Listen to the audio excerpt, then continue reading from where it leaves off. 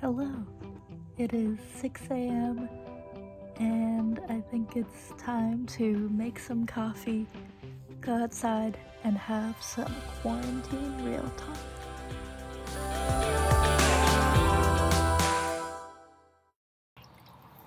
Hello. So it is 6:21 in the morning, super early. I'm up because I had a work thing, but I figured that it's the perfect opportunity to make a video. So I'm going to talk about a really important topic today, especially during quarantine, and kind of with the state of the world today. And I want to talk about self-care. And so, I think that self-care, oftentimes the way we think about it can be a little bit deceiving. I think a lot of times we think that self-care is just, putting on a face mask and calling it a day. But really, it goes beyond kind of cosmetic level things. Self-care should be about things that improve your physical and mental health as well, not just what's on the outside. And so, I'm not a doctor, obviously. I'm a college student. I can't really advise you on what to do with your mental health. But I thought that because I think everyone's going through a really stressful time right now, I would give a few ideas for things that I found really helpful during quarantine to keep myself feeling well. So I do apologize, I will be looking down at my phone a little bit because I have some notes written down, but I just wanted to share 10 different ideas that I had with you all. So number one, I would say catch up with your loved ones, maybe on FaceTime, through a letter, by email, but I think it's really important to stay in touch with people you care about. I think besides all the free time that everyone seems to have, it can still feel, stressful to try and fit in both, your studies, your work, and speaking to everyone, but I think that it's still really important to talk to your friends, talk to your family members, and make sure that everyone knows that both you're there for them and that you're always, you'll always be there to support them. Number two, I think it's important to fix your sleep schedule, and I know, I'm the worst culprit of this. When quarantine started, I was literally, I think, sleeping at 6 in the morning some days, and then waking up at 4 p.m., and it's, that's just not good for you. So, I would say, do yourself a favor. I know it's really easy to stay up late, watching Netflix, or even just, doing work if you need to. But do try and get a good amount of sleep and try and do it at a normal time. It really does do a lot of wonders, and I know it's such a cliche that early to bed, early to rise makes a man healthy, wealthy, and wise, as it was said by Ben Franklin. But it really is important, I think. And I've found that getting back on a normal sleep schedule has honestly, it makes you feel like your days are longer, like you have more time to do the things you need to get done. So I would say that's really important to maintaining your mental health. Number three, create things just for the sake of creating, not because you feel like they need to be good or even necessarily artistic. I guess a good example of this is I have been painting jean jackets lately, which is really, really random, but it's something I've always been curious about and wanting to do.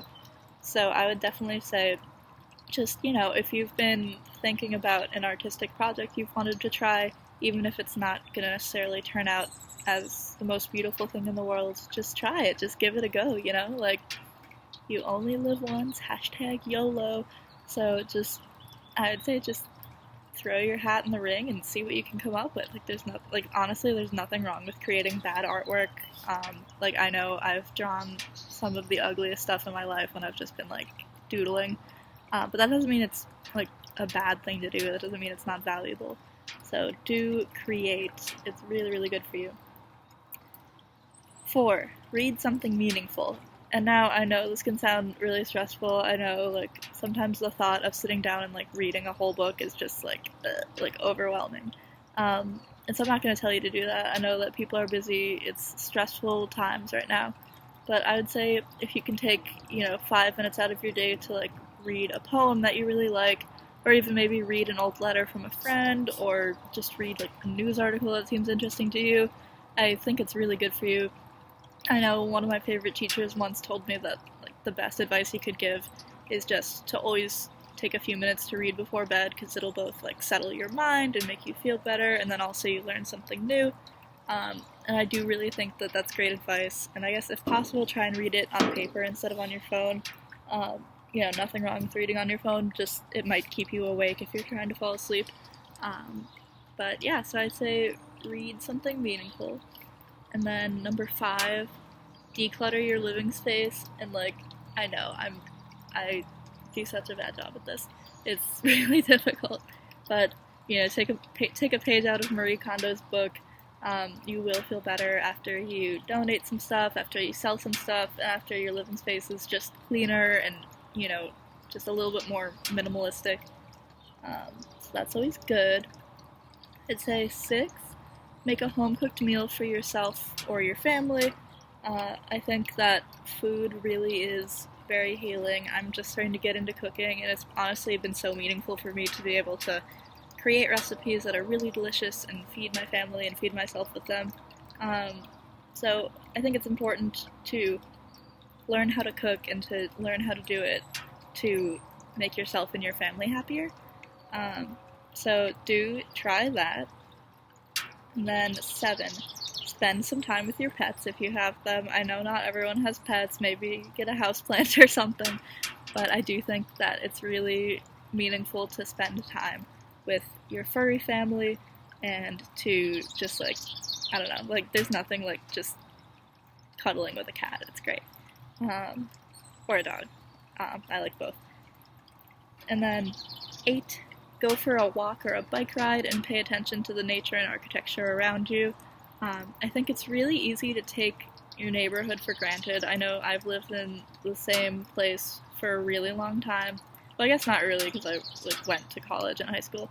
But my home base, I'm from Wisconsin. We've lived in the same house for forever.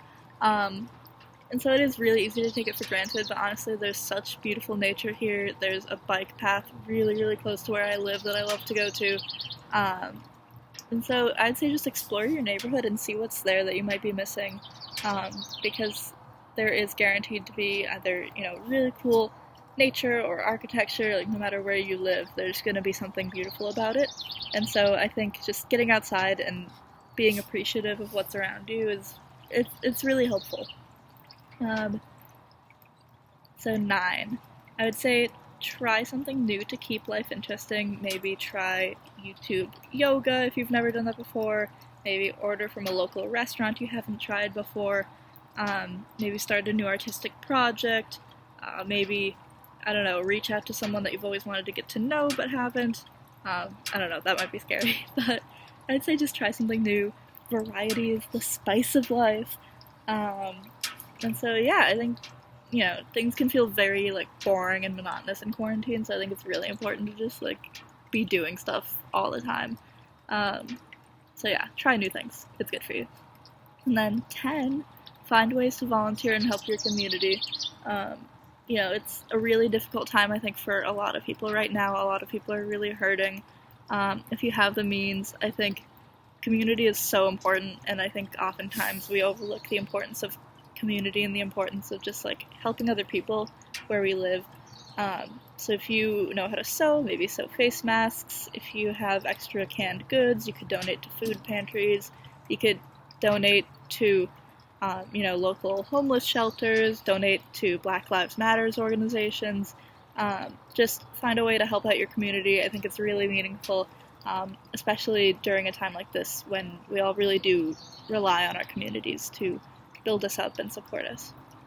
And so those are my 10 ideas. Let me know in the comments down below if you have any other ideas, other things that have made you feel better during quarantine. I know myself, I'm always looking to see what's the fun stuff to do during quarantine.